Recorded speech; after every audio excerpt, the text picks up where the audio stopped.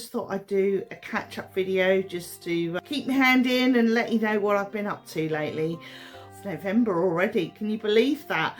Let's get into it, shall we? There's been a lot going on. First of all, one of the biggest things that's happened is that my oldest child, my daughter, has moved off to university.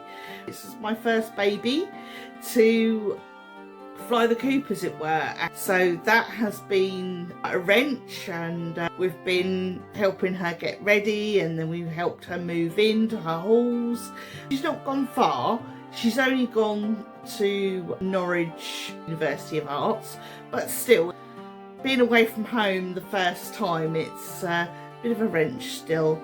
And at the same time as we were preparing her to start university, she was also having an adult autism assessment, and that came back positive. Not that we were surprised really. And she had a huge 57-page report, and it picked up on things that even she hadn't picked up on. And for those of you who think that you can just pop to the GP and get a referral, well, no, it doesn't work like that. Yes, you have to go to the GP, but you also have to provide the GP with a reasonable amount of evidence before they will refer you. My daughter went with Right to Choose, and she then got a questionnaire which she had to fill in, and then the people assessing her looked at the questionnaire and then decided whether they felt that she was eligible for assessment. And so she was considered eligible. She went and had an assessment. Now, it's not like you turn up, you have an assessment, you know what's going on. It's more to it than that. First of all, you have an hour's assessment in the clinic with a psychologist, and it's a one-on-one thing, and it was various different activities and things that she had to do to see how she reacted and how she behaved, and they also had a lot of discussions and things. And then the following day we had a video assessment, which I was with her, and they were asking all sorts of other questions and things. And then finally, a few days later, I had a phone call about her early medical history, and then these three different psychologists got together, and a couple of months later, so back in October, my daughter got her results through, which said that she was autistic, and gave her a 57-page report, and also that they felt that she should now go on and have a what they call an ADHD assessment, which would mean if she's ADHD as well, that would make her ADHD, which is the combination of autism and ADHD, which is actually the more common form of the neurodivergent part. And as most of you probably know, my youngest is autistic. If you're autistic, there's an 80% chance that at least one of your children, probably all of them, will be autistic. That's how it works. And so it's a big thing. My little one has had 2 weeks off for half term. He goes to a special school, and they decided that October half term would be 2 weeks rather than 1 week, and they've just extended the school day by 5 minutes. I'm sure for some people who are working, that's probably going to be a bit of a problem for them. We were given plenty of notice, and there was a consultation put out about this. It's not too bad. So he's gone back to school now, and peace and quiet. Also, I had my latest hospital appointment. I have one every year for eye scan checkup, because I have something on my optic nerves called optic nerve drusen, which long term can cause tunnel vision and in extreme cases blindness. So we have that checked up every year. I've also got what they call a lesion or a freckle on my right eye, which they have to check out. It's a congenital thing. It's just something that I've inherited, something I can do about it, but they check it up on a regular basis and have to look at the blood vessels behind it and things. They do that by doing scans. And my latest one, they've now decided that as there's enough opticians that can do the same service, that I no longer need to go to the hospital. So I'll just be able to have those checkups done in the opticians. I hope I don't have to pay extra for it, because I can't afford to.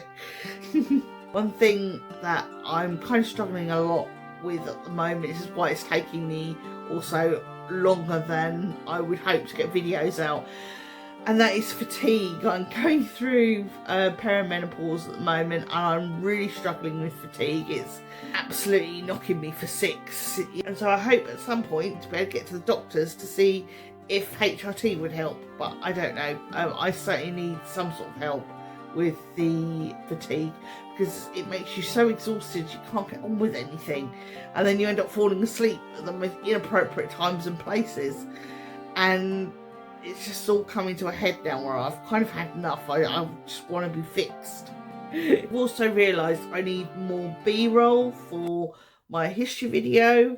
I just haven't got quite enough of things that I talk about on there, so I need to do that. Of course, fatigue is not helping these things, and I'm getting more and more frustrated. And then we're also being, as it's the season, we've had Samhain, and at home I celebrate that with the family and then leave some food out for the ancestors. And my little boy, he did about 15 minutes trick-or-treating, and then that was enough for him, and he came home and so he could give out sweets to kids. And I also went to my local grove that weekend, and we celebrated Samhain together, which was lovely. We had a beautiful ritual and everybody had a part to play within it. And I'm really enjoying the whole druid thing and the learning, and the fact I can do things at my own pace, even if it takes me donkey's years. There's no sort of pressure. Everybody is so calm and everything's so relaxed, and I just think in some ways I feel that I could have done this earlier in my life, and other times I feel no, this is probably the right time for me. I'm having to slow down to its pace, if you know what I mean. And lastly, I did a full-day workshop of pop-up choir, which was Les Miserables themed, and it was absolutely awesome, absolutely exhausting at the same time. It's really quite emotionally draining but powerful at the same time, so you sort of feel invigorated and tearful all at the same time. It was certainly overwhelming, and I thought it was really awesome. I'd do that again. It was just so. How's your autumn been so far? Are you enjoying it? Are you getting all cozied up in the evenings and drinking lots of hot chocolate and enjoying the fireworks? Obviously we didn't do fireworks because it was a bit too noisy for my little one, and he's been refusing to wear headphones, but he did not enjoy all the loud stuff, so we sort of avoid all of that. But I'm sure those of you who do celebrate really enjoyed it. As I say, this time of the year, I must admit, is starting to become my favourite. This and spring. Obviously spring, my birthday is just after Beltane, and this being Samhain is sort of like, almost like its sister festival, its opposite festival, and so there will be people down in the southern hemisphere who would actually be celebrating Beltane. So hey, enjoy your festivities, whereas we up here are celebrating the last harvest, the Samhain, and with all that comes with it. And so it has been quite reflective this year, especially with being very aware of my menopause and fatigue issues and things like that. And obviously my son, my older son, I've got to go and take him to the hospital because he's got a, what do they call it? He's got a ingrown toenail issue which can't be resolved at the local surgery. So now we have to have it done at the hospital. So that's got that to come. Not very nice, but there we go. It's just one of those things. Apart from that, there's not much going on really. So all I can say really is enjoy your autumn, chillax, have a nice cup of tea or other hot beverage that you enjoy. And all that remains to be said is take care, look after yourselves, and mind how you go.